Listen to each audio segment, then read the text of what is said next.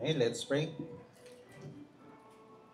Father, we praise you and thank you for making us members of the body of Christ, God's community on earth. Help us to understand the challenges that we are facing in living out uh, the Christian life, and may you guide us and help us to uphold the principles that you have given us through your word. In Jesus' name we pray. Amen.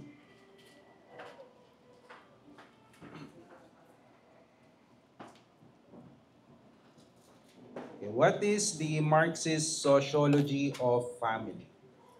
Sabi ni Georgy Plekhanov, considered to be father of Russian Marxism, writing before naging communist yung Russia, he praises Karl Marx very highly. Sabi niya, uh, Marx succeeded Hegel in the same way as Jupiter succeeded Saturn by toppling him from his throne. The appearance of Marx's materialist philosophy was a genuine revolution, the greatest in the history of human thought. So he thinks very highly of Marx's philosophy. And then, talking about the role of evolution, Darwinist evolution to social science, sabi niya, what is the place held by the idea of evolution in the area of social science? It is not enough to state that social relations are constantly changing. What is necessary is to ascertain the driving force in that change. Darwin did not limit himself to stating that species undergo change. He showed that the struggle for existence was the cause of that change. So, di ba sa Darwinist evolutionary theory, hindi lang basta nag-change yung mga species ng walang dahilan, merong dahilan. And yun yung struggle for life, struggle for existence, survival of the fittest. At ganun din daw pagdating sa sociology. What then is it that brings about changes in social relations? What is the origin of various kinds of social structure?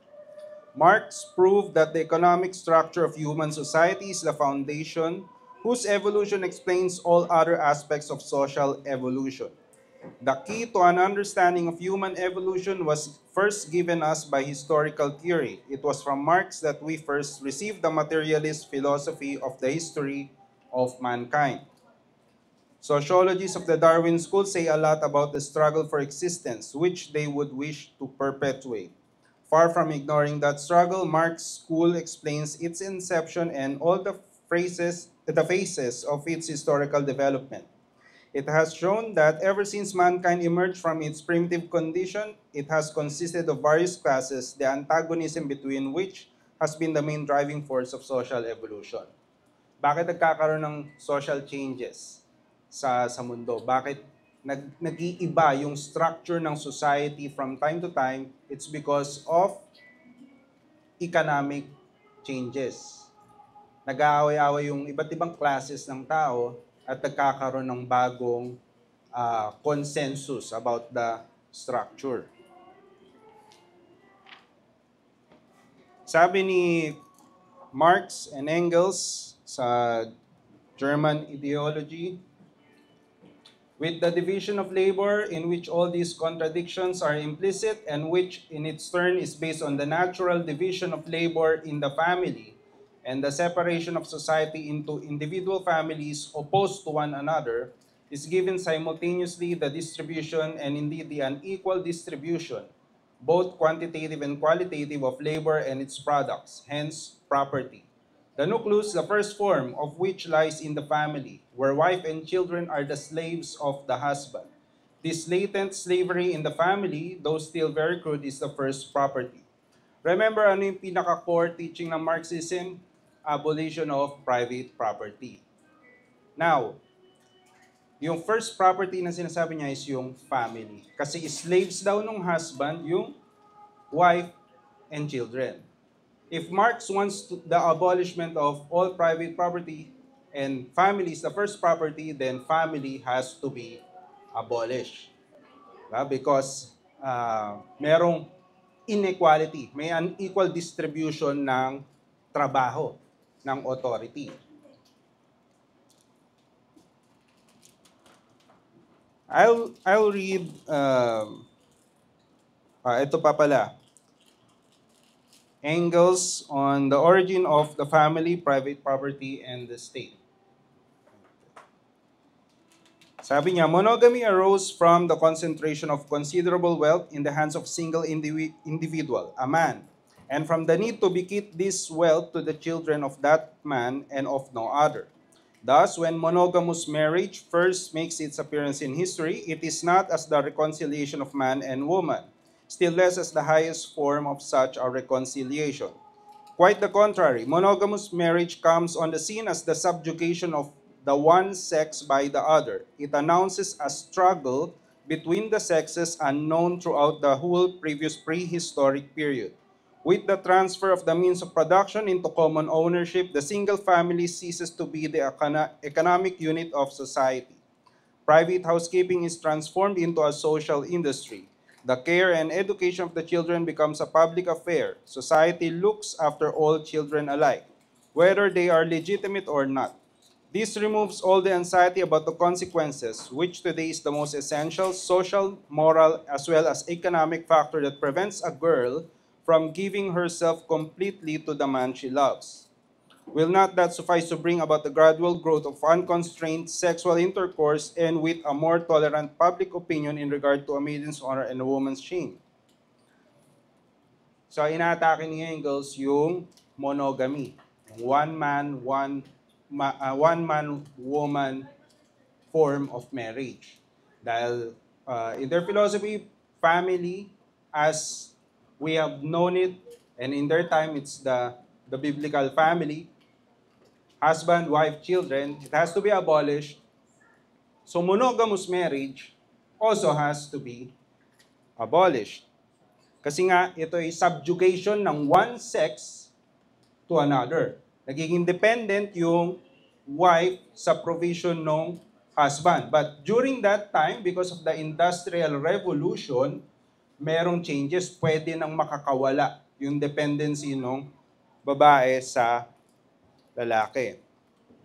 And I will read parts of Communism in the Family by Alexandra Kollontai. Writing in 1920, this is after Russia has become communist. 1917 Bolshevik Revolution, Russia has fallen into communist hands. Sabi niya, in the course of history, the structure of the family has changed many times. It was once quite different from family of today. So basically, sinasabi niya, paiba-iba yung, merong matriarchal society wherein yung babae, yung leaders, sila yung nangunguna, head of household, chiefs ng mga villages. Meron din namang patriarchal society and so on.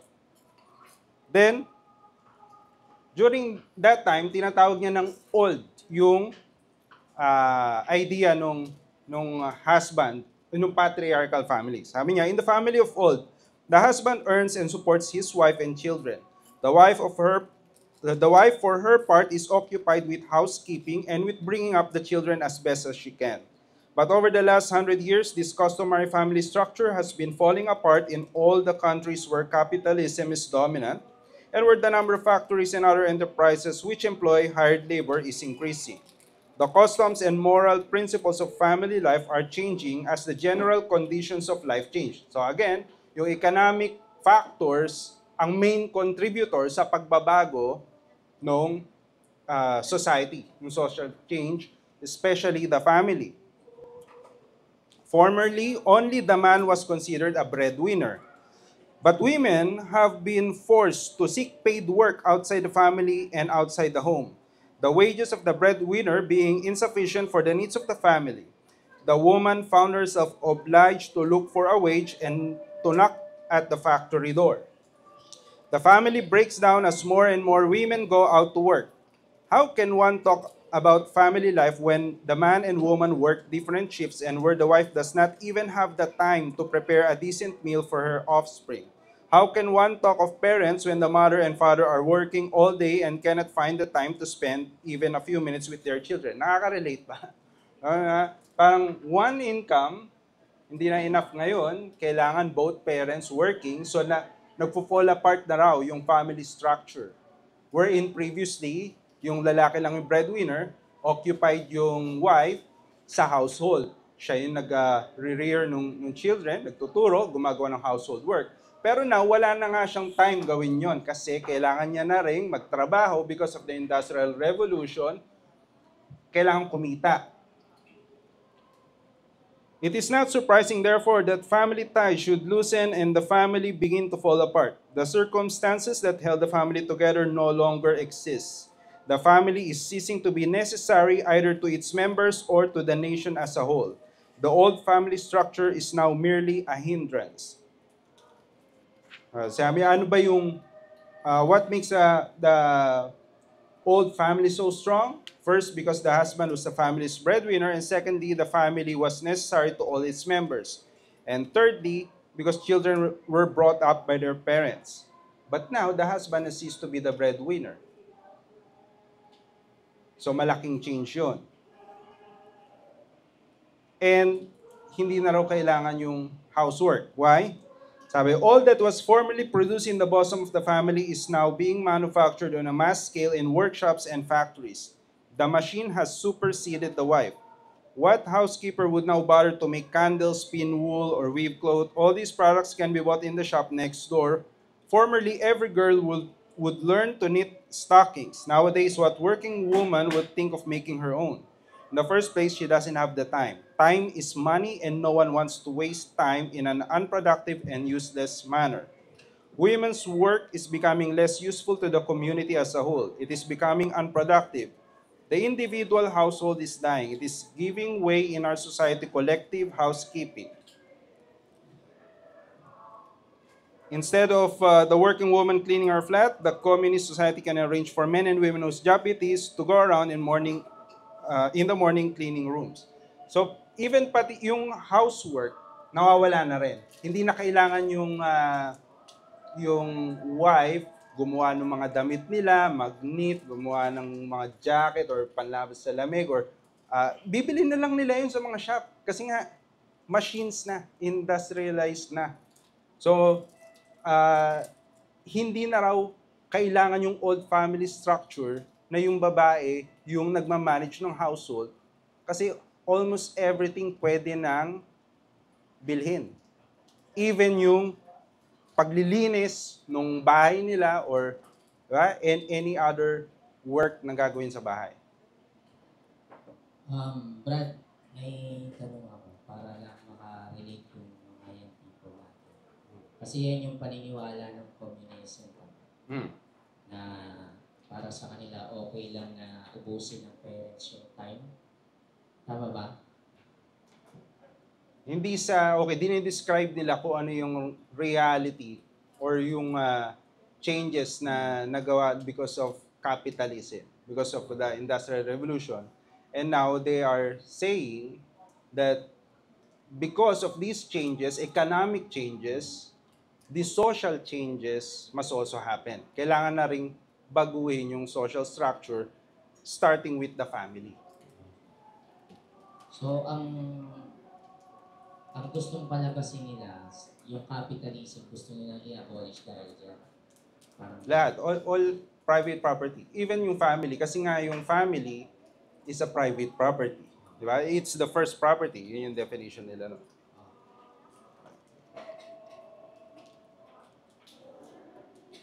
So now, paano ngayon yung magiging education ng mga kabataan, mga children? Continuing, sabi niya, just as housework withers away, so the obligations of parents to their children wither away gradually until finally society assumes the full responsibility. Under capitalism, children were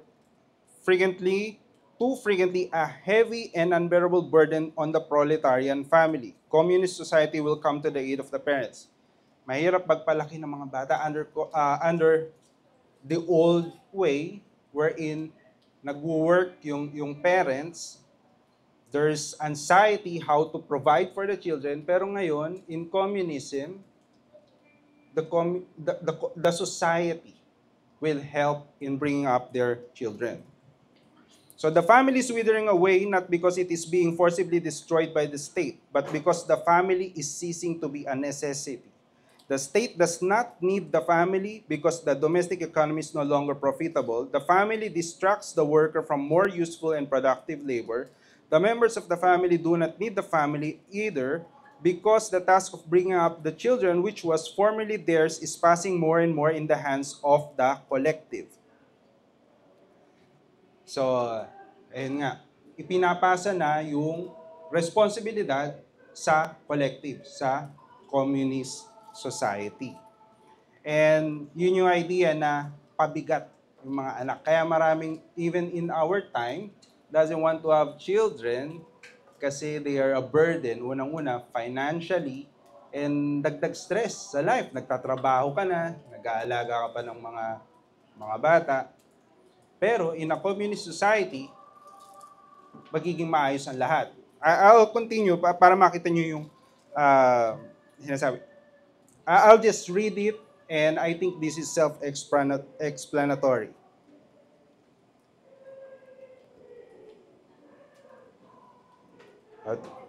In the place of the old relationship between men and women, a new one is developing, a union of affection and comradeship, a union of two equal members of communist society, both of them free, both of them independent, and both of them workers. Talking about marriage, yun yung ibig niya sabihin. No more domestic bondage for women. No more inequality within the family. No need for women to fear being left without support and with children to bring up. The woman in communist society no longer depends upon her husband but on her work. It is not in her husband but in her capacity for work that she will find support. She need have no anxiety about her children. The worker state will assume responsibility for them. Marriage will lose all the elements of material calculation which cripple the family life. Marriage will be a union of two persons who love and trust each other. Such a union promises to the working men and women who understand themselves and the world around them the most complete happiness and the maximum satisfaction.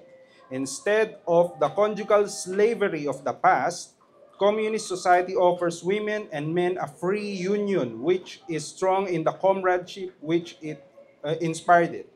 Once the conditions of labor have been transformed and the material security of the working women has increased, and once marriage, such as the church used to perform it, this so-called indissoluble marriage, which was at the bottom merely a fraud, yun yung view nila nung marriage na ina-advocate ng church, it is a fraud, has given place to the free and honest union of men and women who are lovers and comrades, prostitution will disappear. So sinisisi rin yung prostitution because of the old style of family. Okay, so once these economic forms are superseded, the trade in women will automatically disappear. Mawawala na yung prostitution. The worker state needs new relations between the sexes, just as the narrow and exclusive affection of the mother for her own children must expand until it extends to all the children of the great proletarian family. The indissoluble marriage based on the servitude of women is replaced by a free union of two equal members of the worker state who are united by love and mutual respect. In the place of the individual and egoistic family, yun yung description sa old family, a great universal family of workers will develop, in which all the workers, men and women, will above all be comrades. This is what relations between men and women in the communist society will be like. These new relations will ensure for humanity all the joys of a love unknown in the commercial society of a love that is free and based on the true social equality of the partners. Communist society wants bright, healthy children and strong, happy young people, free in their feelings and affections.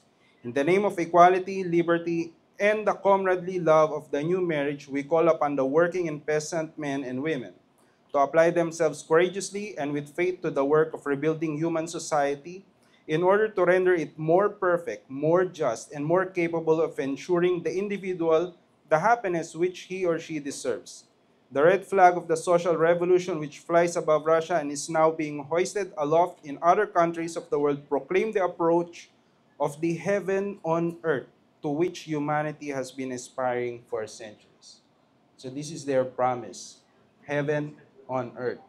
Abolish natin yung biblical concept ng family. Let's work on this new egalitarian society and it will be heaven on earth. That's their promise. Ano lang ngayon ng Russia. Communism in Russia is a really big deal. Kasi they want you to be equal, every one of you. So sabihin natin, Sophie, you're not, only child ka lang. Hindi pwede, lahat kami anak niya na. That's not equal. So wala na kayong familial bond ni Papa mo. Do you want that? As a communist society. No? Ganun, hindi, ayun sinasabi ni Yeah. So, in summary, what communism is. ano yung maging influence ng communist society? Engels says, it will make the relation between the sexes a purely private relation. Hindi siya commitment, yung marriage. It's free. It's a free kind of relationship, which concerns only the persons involved and in which society has no call to interfere. It is able to do this because it abolishes private property and educates children communally, thus destroying the twin foundations of a third to existing marriage, the dependence through private property of the wife upon the husband and the children upon the parents. Sa communist society, hindi na dependent yung wife sa husband, hindi na rin dependent yung children sa parents. So it abolishes that kind of relationship because the whole community will take care of everybody. Heaven on earth. Walang magiging submission sa function. Tama? Wala na. No? So, which is, hindi tinuturo yun ang salita ng Panginoon. Yes. And contemporary example, baka sabihin natin na wala nang ganito. Black Lives Matter sa core values nila, in 2020 ngayon, binura na nila eh. So kailangan pang mag-way back machine to go back to the time ng 2020. Ito sabi nila, every day we recommit to healing ourselves and each other and to co-creating alongside comrades, again, buzzword, comrades, allies, and a family culture where each person feels seen, heard, and supported. Yung family na sinasabi nila, buong mundo. But the whole communist society is their family. Astrid. So guys, na-guess nyo ba yung ina-explain ni Kuya Astrid sa inyo? So, yung isa sa worldview na pinag-aaralan natin when it comes to society is yung communism or yung Marxism. Against sila sa disenyo ng salita ng Diyos when it comes family. Na every family merong parents na authority over their children. So sa communism, ina-abolish nila yung authority ng parents over children. So wala nang submission sa bawat isa, which is hindi yun yung tinuturo ng salita ng Diyos. So kung gusto nyong yakapin yung communism, it's up to you. Okay, pero mapapalayo kayo sa tinuturo or disenyo ng salita ng Panginoon when it comes family matter. So nagigets ba? Nagigets? Malakas na boses mo. There's still marriage in communism. There's still marriage. Hindi kasi, no, kasi pinag-aralan din namin yun sa school. It's sa all about economics. So, every one of us are equal under the eyes of the government. So, no families. Hindi mo anak si Sophie, anak mo kami. Hindi anak Well, ni this Kuya, is classical Marxist. Marxist. But of course, nag-evolve din yan. Well, may mga neo-Marxist ngayon, critical theory. Itong Black Lives Matter, they are neo-Marxist. They also want to abolish yung gender. Sabi, we are self-reflexive and do the work required to dismantle cisgender privilege and uplift black trans folk, especially black trans women who continue to be disproportionately impacted by trans antagonistic violence. And sabi nila, we disrupt the Western prescribed nuclear family structure requirement by supporting each other as extended families and villages that collectively care for one another, especially our children, to the degree that mothers, parents, and children are comfortable. We foster a queer-affirming network. When we gather, we do so with the intention of freeing ourselves from the tight grip of heteronormative thinking, or rather the belief that all in the world are heterosexual. So they think that as oppressive principles. So talagang abolishment of nuclear family structure. Kung ano man yung magiging family in their world is a collective. It's a collective family, and you can even now change the binary gender na prescribed by yung sinasabi Western prescribed or biblical based na structure. Oh, wait lang, brother. Okay, young people. Isa sa mga tinuturo ng mga communist ay, alimbawa, you are under the authority of your parents since hindi sila naniniwala doon. So, kahit under pa kayo ng authority ng parents ninyo, hindi pa kayo nag-aasawa, okay lang na hindi kayo sumunod sa kanila. Kasi hindi nga kayo dependent sa kanila, tama?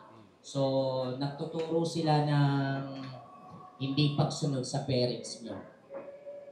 Which is, hindi dapat mangyayari yon sa atin bilang mga anak ng parents natin.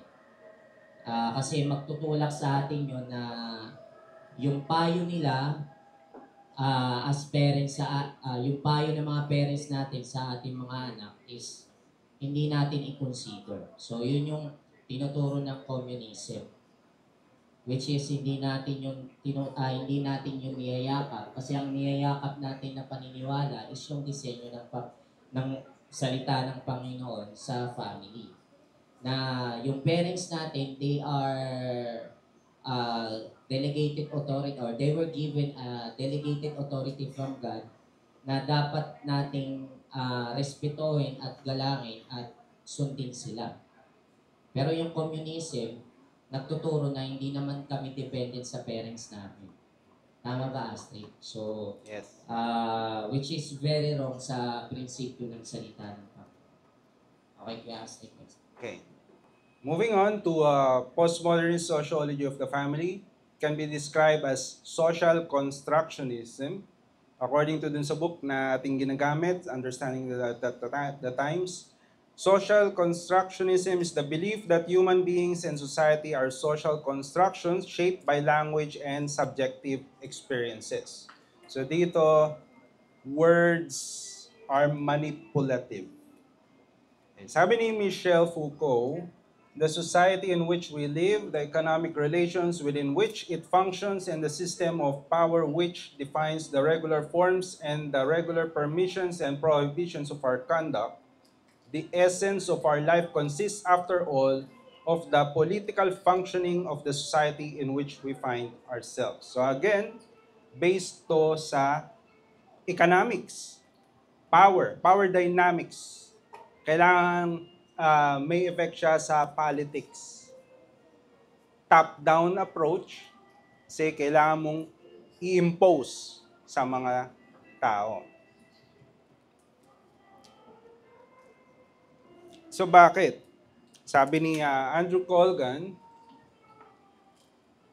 postmodernism is the academic far left's epistemological strategy for responding to the crisis caused by the failures of socialism in theory and in practice. 'Di ba, binasa ko sa inyo yung pangako ng communism, heaven on earth. But in theory, it was refuted, it was debunked by some brilliant economists, philosophers, Milton Friedman, Ludwig von Mises, just some example, and also in practice. So humingi ako ng list kay ChatGPT ng mga socialist countries na nag-collapse or na-dissolve.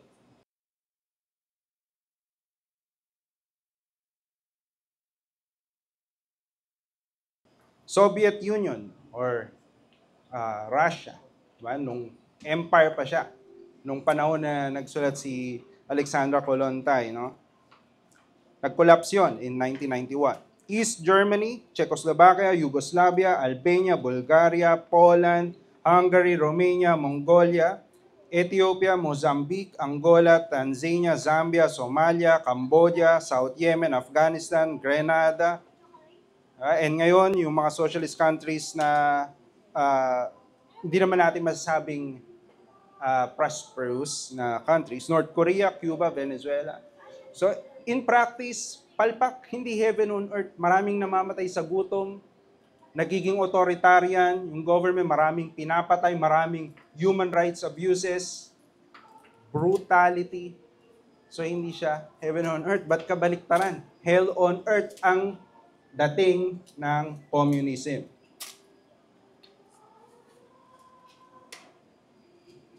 In postmodernism, sabi ni Andrew Colgan, language merely expresses opinion and persuasion rather than facts and logical argument. This is why deconstruction, a concept of postmodernism, is an endless process of unpacking what words mean, for there is no bottom or foundation to meaning. So dahil pumalpak yung Marxism in theory and practice, lumabas yung mga postmodernists para i-gaslight. Para i-gaslight yung kapalpakan na yon. At ito na ngayon yung parang ginagamit na weapon ng mga leftists to promote socialist causes while avoiding yung usapan dun sa kapalpakan nga. At hell on earth na dinala ng communism. So mahirap na pag-usapan itong postmodernism kasi nga yung meaning ng words nagbabago-bago. Depende sa kung sino yung gumagamit. Sabi ni David Harris, as the consumer market is flexible and more dynamic than the older ways of regulating identities, much more fluidity is apparent. People can change their identities more frequently, experiment with them, select more options from a cultural supermarket with far less commitment than before. So even yung identity mo, fluid. Pwede mong bago-baguhin yan anytime mong gusto yan. Pwede ka magpa-retoke ng muka, pwede ka magpa-sex change na operation. Pwede ka pang mag-identify as any kind of animal. Mga ganon. Sabi ni Judith Stacy, in her book, In the Name of the Family, Rethinking Family Values in the Postmodern Age, the belief that married couple families are superior is probably the most pervasive prejudice in the Western world. Yung belief daw natin na yung nuclear family, yung normal na family na kinagisnan natin, father, mother, and children, they are prejudicial, unfair, or irrational na belief. Sabi niya, the family indeed is dead. If what we mean by it is the modern family system in which units comprise of male breadwinner and female homemaker, married couples, and their offspring dominate the land. But its ghost, the ideology of the family, survives to haunt the consciousness of all those who refuse to confront it. It is time to perform a social autopsy on the corpse of the modern family system so that we may try to lay its troublesome spirit to rest. So gusto niya nang ilibing yung concept ng family. Same as Marxism because marami silang overlap. Maraming overlap yung postmodernism at saka yung Marxism. Ang postmodernism lang, nire-reject yung meta-narratives. So open yung future. Hindi siya determined kagaya nung sa communist eschatology na heaven on earth. But still, the same principles, they are attacking the biblical concept of marriage. Moving to new spiritualist sociology of family, it can be described as collective consciousness, the belief that everything is ultimately energy and that everyone possesses the potential to achieve divine unity with the cosmos. Remember, may pagka-pantheistic itong new spirituality, conglomeration siya ng iba't ibang pantheistic views. Even Christianity pinasok nito, that we're all part of God. We all have the divine in us. So, sabi ni Marilyn Ferguson in the book The Aquarian Conspiracy, because they are expecting, sa eschatology nila meron tinatawag na Aquarian Age. So, sabi, a new society is struggling to be born, a society that is more compassionate, more aware, more conscious. The Aquarian conspiracy is a movement for a new kind of society, a society in which the old patterns of power and control are replaced by networks of cooperation and shared vision. So may pagka-collective din. Well, it's because we are all part of the one divine nature.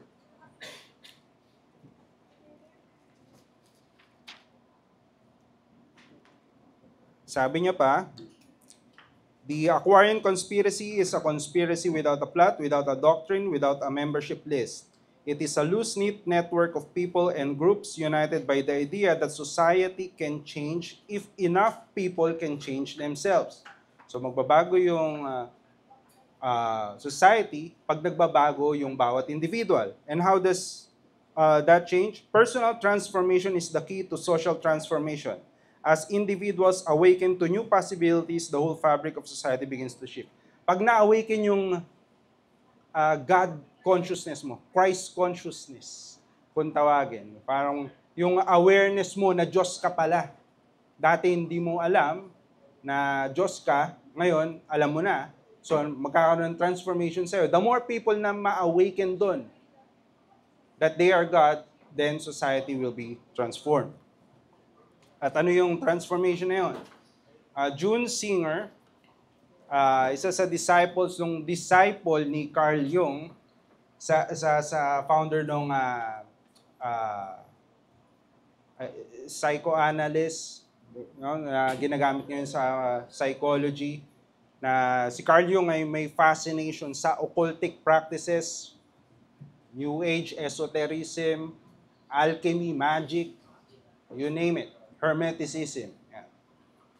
So, June Singer expands dun sa mga turo ni Carl Jung.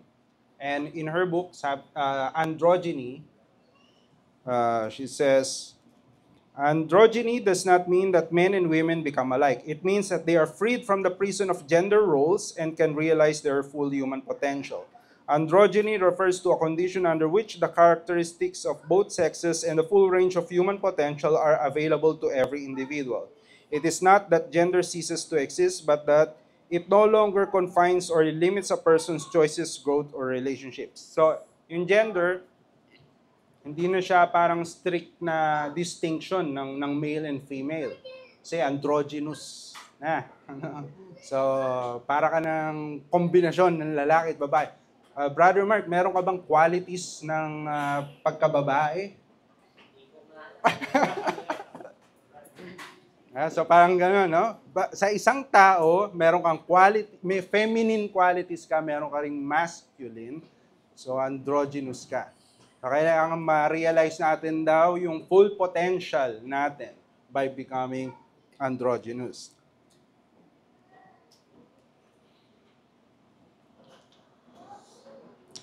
Sabi ni Shakti Gawain, the old models of marriage and family are breaking down, not because we no longer value love or commitment, but because we are learning that true relationship must be based on freedom, equality, and the full expression of each person's individuality.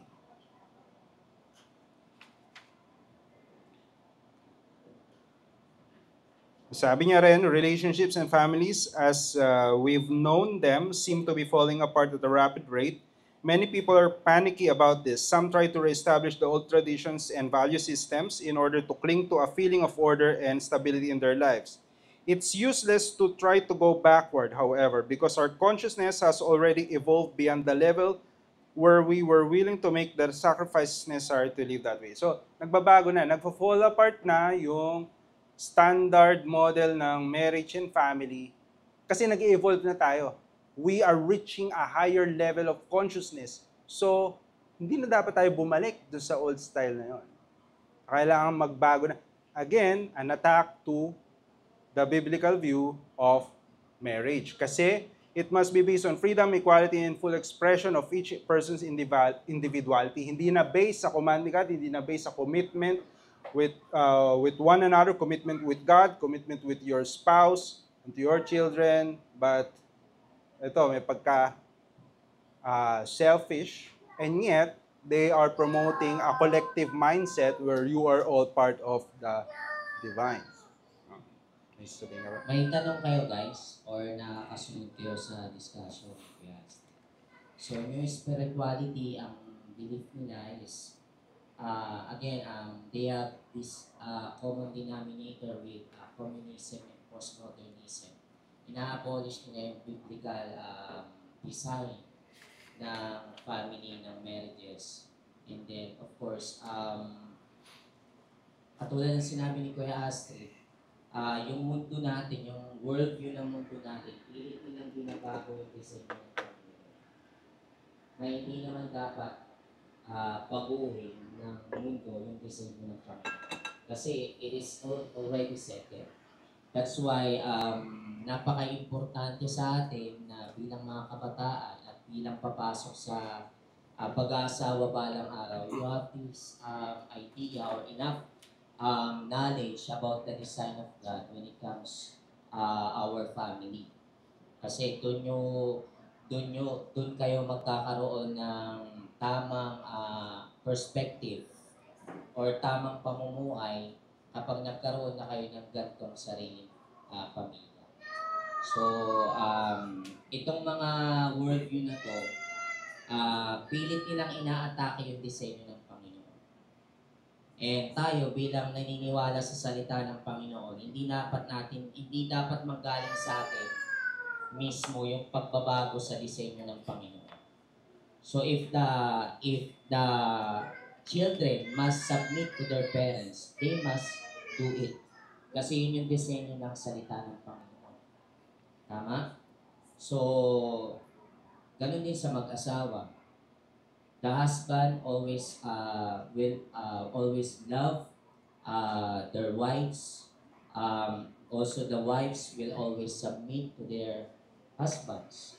So, merong disenyo yung Panginoon, pero itong mga worldview na to, iba-ibang worldview na outside sa principle ng salita ng Panginoon. Pilit nilang pilit nilang ipinapaunawa sa mga tao sa kasalukuyan na itong prinsipyo ng Diyos ay dapat mabago na. Remember, when kapag tayo lumayo sa prinsipyo at sa disenyo ng Panginoon, doon tayo nagkakaroon ng mga problems na or mga conflict sa buhay natin. Kasi yung prinsipyo ng Panginoon is our protection yan. Okay? Dinisenyo yan ng Panginoon for our well-being. Na kapag sinunod natin at in-embrace natin, pagpapalain tayo ng Panginoon at mabibigyan natin ng kaluguran ang Panginoon at magagawa natin yung purpose ng Panginoon pagdating sa mga bagay. So, may concern kayo doon? Wala? CJ? Wala? Sige, Kuya Astrid. Okay, sabi ni John Dunphy, in his famous essay, A Religion for a New Age, sabi niya, if God has failed in his role as cosmic policeman, and if Christianity has failed to uphold the dignity of humankind and to protect the inalienable rights of all, and who can argue with either hypothesis, then a viable alternative must be sought. That alternative is humanism. Etong humanism na to, hindi to atheism. Humanism is yung pag-elevate sa humanity. And he is promoting here a new agey, new spirituality worldview wherein humanity is God. Sabi, I am convinced that the battle for humankind's future must be waged and won in the public school classroom by teachers who correctly perceive their role as the proselytizers of a new faith, a religion of humanity that recognizes and respects the spark of what theologians call divinity in every human being.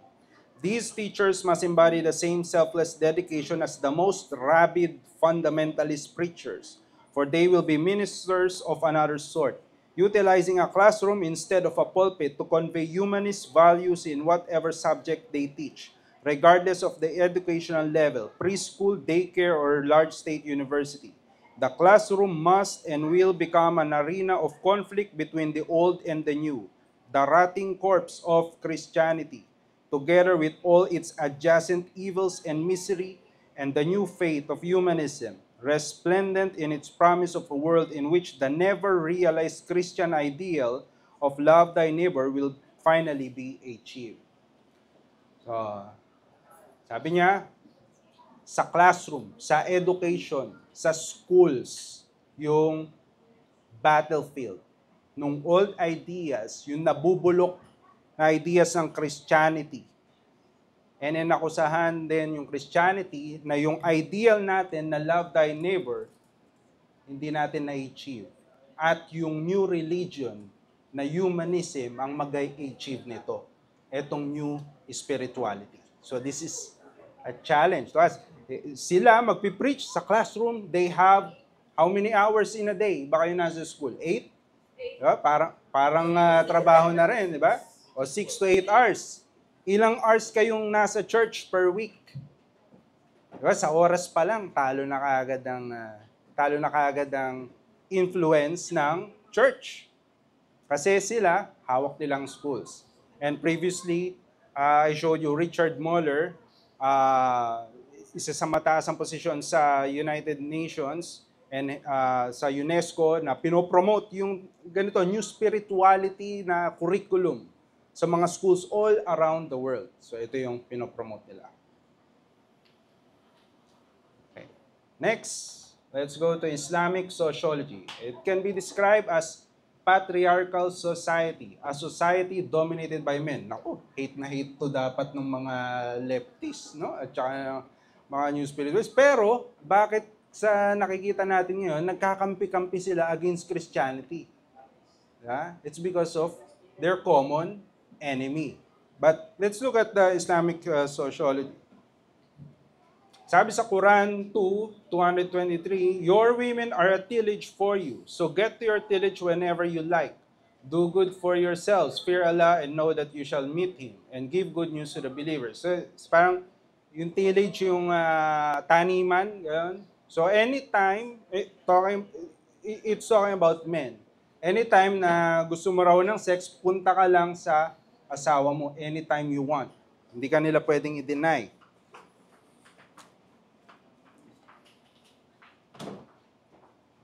Quran 4:34, men are in charge of women because Allah has made some of them excel the others and because they spend some of their wealth. Hence, righteous women are obedient, guarding the unseen which Allah has guarded. And those of them that you fear might rebel, admonish them and abandon them in their beds and beat them. Should they obey you, do not seek a way of harming them, for Allah is sublime and great. So, patriarchal, boss, yung mga lalaki. Pag di sumunod yung babae, beat them. Gulpihin nyo. Yeah? So, inaalaw yon. Pag sumunod, okay, huwag mo nang saktan. Pero pag hindi, beat them. Yeah?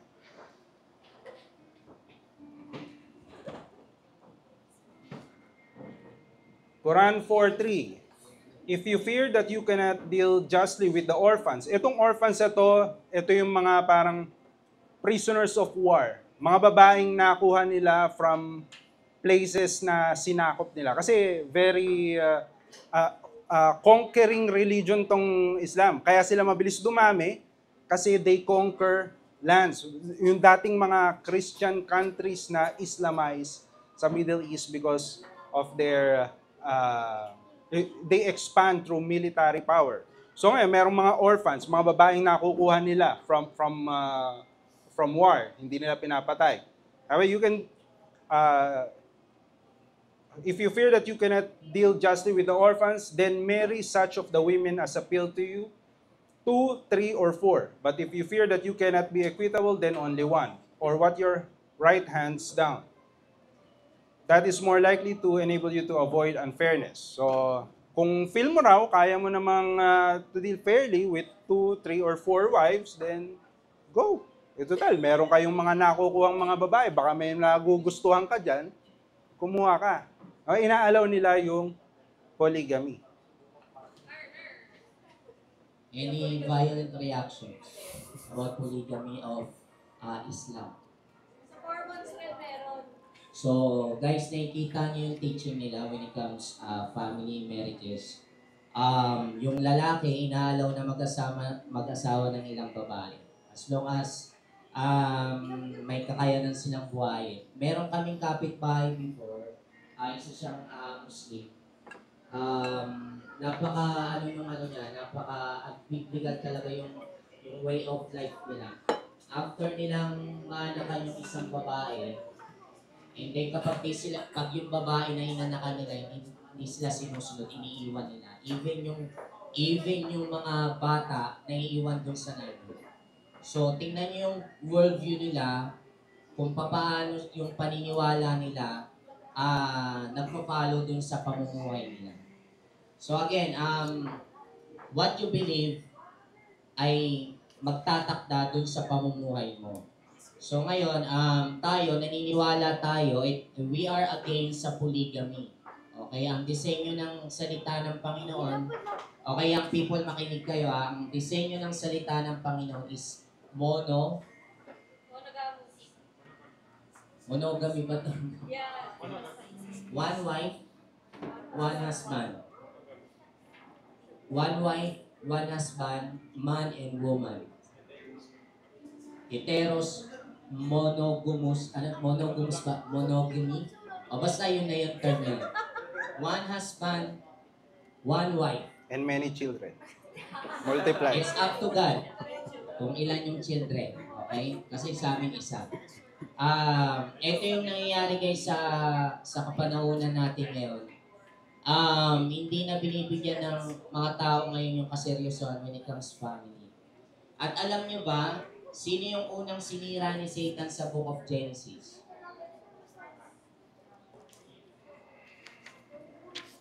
Ha? Family, tama?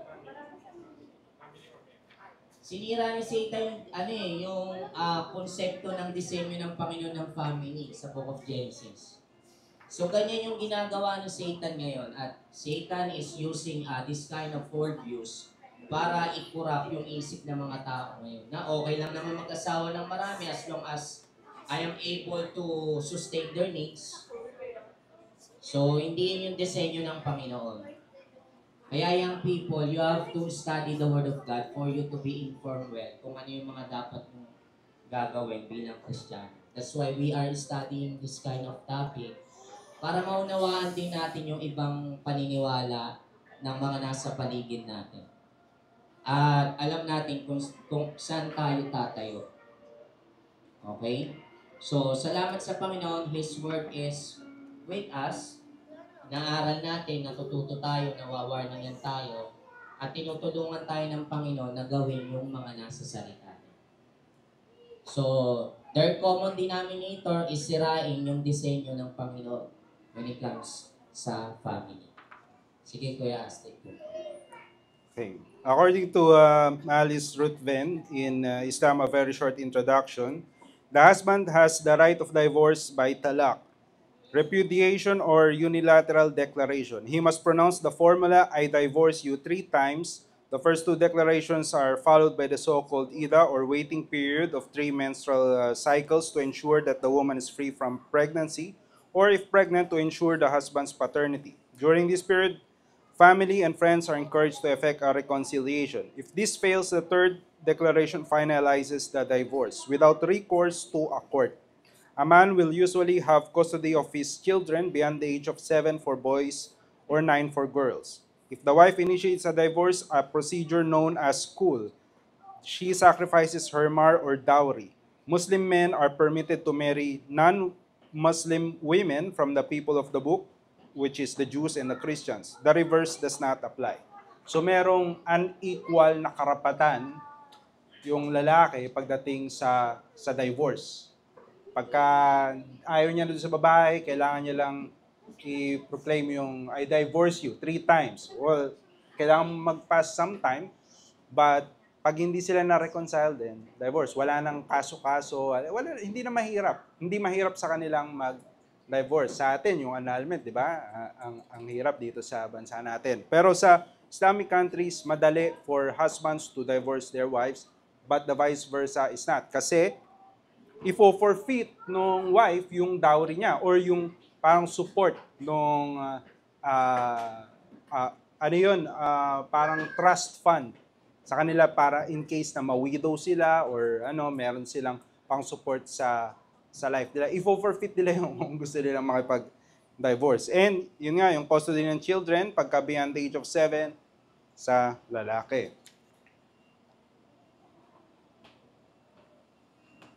Also, according to a hadith,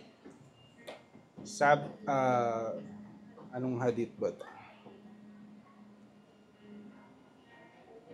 Okay. It is not lawful for a woman who believes in Allah to allow anyone in her husband's house while he dislikes it. She should not go out of the house if he dislikes it and should not obey anyone who contradicts his orders. She should not refuse to share his bed, meaning that she should not deny him sexual access when he desires it. She should not beat him in case she is stronger than he. If he is more in the wrong than she should plead with him until he is reconciled. So, ayun, bawal mag-deny sa mga kababaihan. No? So, yung mga lalaki na ayaw mag-deny, nagko-convert sa Islam. No? Para may 4 ka ng asawa, bawal ka pang ma-deny. That's Robin Padilla. Yeah.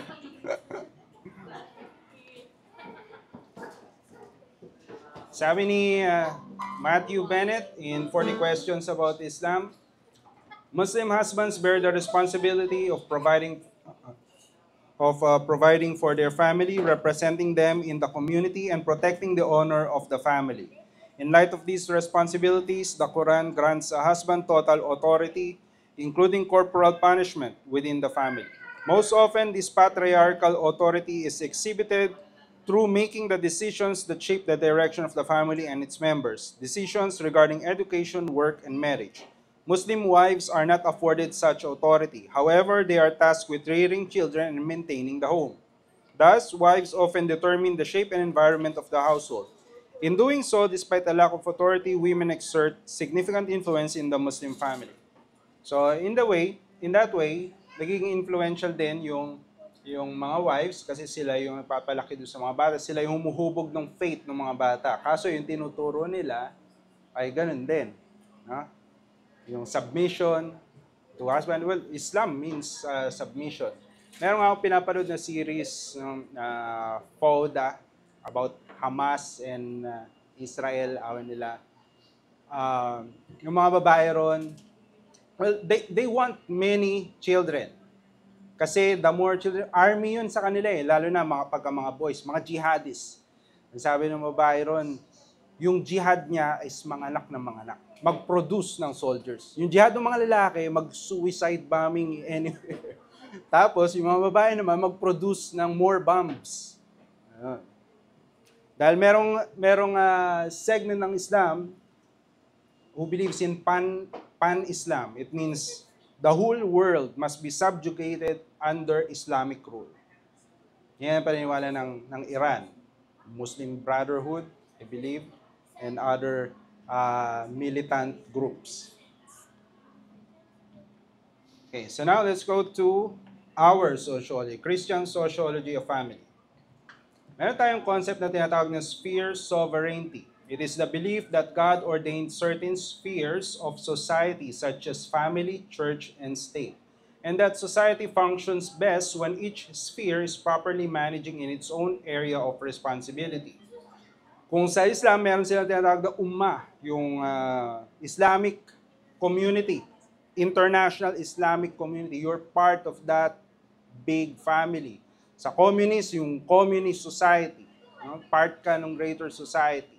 Parang wala nang, yun na yung family mo, wala nang distinction. Pero sa atin, merong 3 institutions si God, family, church, and state. They are distinct, may certain overlaps, certainly may interaction, but they are distinct. And also the concept of subsidiarity. The belief that decisions are best handled at the organizational or societal level closest to the issues or persons affected. Some theologians advocate for the order of loves. Kumbaga, yung closest neighbor mo, yun yung parang the most na masushow mo ng love. Yun yung greatest priority mo. Diba? Anyone who does not provide for his household has parang tinalikuran mo na yung faith. Hindi yun masasabi pagka hindi mo natulungan yung outside your household. So, ganun, may order of loves. First love, yung family, and then yung church, and then yung community, yung nation, and then the world. Ganon. So, may certain degrees of love. Sabi ni Nathan Business sa God versus Government, God has established three institutions within human society: the family, the state, and the church. Each institution has a sphere of authority with jurisdictional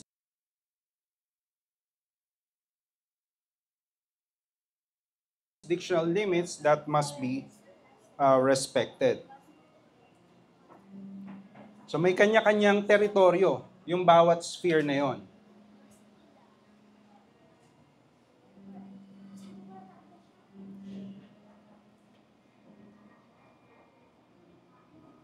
Ito, a father's authority is limited to his own family. Church leaders' authority, which is delegated to them by Christ, is limited to church matters. And government is specifically tasked with the oversight and protection of civic peace and well-being within the boundaries of a nation or the community. God has not granted civic rulers authority over the doctrine, practice, or polity of the church. Hindi pwedeng makialam yung government sa ituturo ng church or sa practice ng church. The biblical framework limits the authority of each institution to its specific jurisdiction. The church does not have the right to meddle in the affairs of individual families and ignore parental authority. But even sa church, nagtuturo tayo, but hindi tayo nanghihimasok sa personal na buhay ng bawat isa. Pwede mag-advise, pero hindi tayo pwede magdikta. Parents do not have authority to manage civil matters while circumventing government officials. And similarly, government officials have no right to interfere in ecclesiastical matters in a way that undermines or disregards the God-given authority of pastors and elders. Let's look at some biblical examples. 1 Peter 2:13.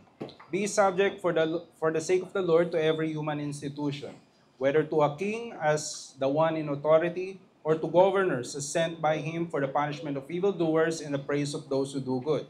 For such is the will of God, that by doing good you may silence the ignorance of foolish men. Act as free people and do not use your freedom as a covering for evil, but use it as slaves of God. Honor all people, love the brethren, fear God, honor the king. Hebrews 13:17. Obey your leaders, church leaders, and submit to them, for they keep watch over your souls as those who will give an account, so that they will do this with joy and not with groaning, for this would be unprofitable for you. Colossians 3:18-22. Wives, be subject to your husbands as is fitting the Lord. Husbands, love your wives and do not be embittered against them. Children, obey your parents in all things, for this is pleasing to the Lord. Fathers, do not exasperate your children so that they will not lose heart. Slaves, in all things obey those who are your masters according to the flesh, not with eye service as men pleasers, but with integrity of heart, fearing the Lord. So sa Bible, in each specific role, merong principles, merong commandments si God na dapat nating i-follow. Kaya sabi ni John MacArthur and Richard Mayhew in the book Biblical Doctrine,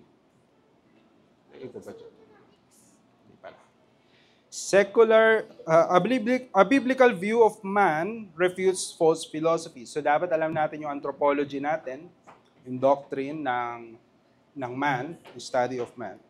Secular naturalism asserts that there is no God and that the universe is only material. Man is just an accidental collection of molecules that randomly evolve from lower life forms with no intentional design. Since man is here by chance, nothing he does has real value or eternal significance. He is just a higher form of animal. Humanity itself will one day expire, being snuffed out of existence. Some philosophies of the last century emphasize certain aspects of mankind. Communism stressed that man is primarily an economic being driven by material needs. It alleged that history is the inevitable progression of man from slavery to feudalism to capitalism and then to the highest ideal of communism, where there will be no private property and where the state will own all. Sigmund Freud asserted that man is primarily a sexual being with his behavior stemming from sexual motivation. Postmodernism has taught that people are products of their social settings and that no transcendent moral realities exist. Supposed truths are mental constructs, meaningful only to people with certain cultures. Grand stories or meta-narratives that help people understand their place in a bigger story are viewed with scorn. Eastern religions, like New Spirituality, like Hinduism and Buddhism, have claimed that man's destiny is a spiritual or mystical union with an impersonal force such as Brahman. Like a drop of water placed in the ocean, man's goal is to lose personhood, feelings, and desires in order to achieve impersonal union with the divine, whatever they may be. But all false views of man are refuted by a biblical anthropology that reveals man to be a direct creation of a personal God who designed man with dignity and purpose to serve God. To know what to do, we must know who we are. This is the benefit of a scripture-based doctrine of man. So maraming sociology, views na nagkalat sa mundo, ano yung ipa-follow natin? Of course, kung alam natin yung Bible natin, yun yung dapat nating susundin. We will not be tossed to and fro by the waves and winds of other doctrines, false worldviews. So ano yung implications ng Christian view to sociology? According to David Nobel and Jeff Myers, one is the importance of the individual as a social being. We were created as social beings and recognize the role society plays in history as well as in our relationship with God. No? God is a relational God. He is Trinitarian. 3 persons in one. Merong relationship. Tayo rin, we are created to have relationship first and foremost with God and also with one another. We have to recognize that. We are not parang, kaya nga walang Christian na hindi part ng church. Nag-iisa ka lang, parang standalone Christian. You're not part of the body. Pagka ang isang part ng katawan ng tao naputol, ano nangyayari doon? Nabubulok. Diba? Walang buhay. Hindi yun mabubuhay mag-isa. Next is the embrace of human value. In Christ's economy, image bearers of God succeed by serving other image bearers of God. We value individuals. Hindi lang yung kapakanan ng collective, but also every individual is valuable because every human person is made in the image of God. If you're going to sacrifice yourself. Always sacrifice yung ibang individual for the sake of the collective. Kagaya do sa mga collectivist mindset like communism. Next is the recognition of both the individual and society. So, yung ibang worldviews, they have a radical focus on the individual. Masyadong individualistic na walang pakialam sa society, walang pakialam sa ibang tao, walang pakialam sa kanyang neighbor. Some worldviews naman, ang focus lang is yung collective, yung society lang. Walang pakialam naman dun sa individual rights ng bawat tao. But from a Christian perspective, both must be valued. Parehong importante. Individuals and societies. Next, a proper balance between the institutions of family, church, and state. So yun nga, meron tayong sphere sovereignty. Realizing that God ordained these societal institutions demonstrates the relevance of Christianity to every aspect of reality. So si God ang nag-institute ng lahat ng yan.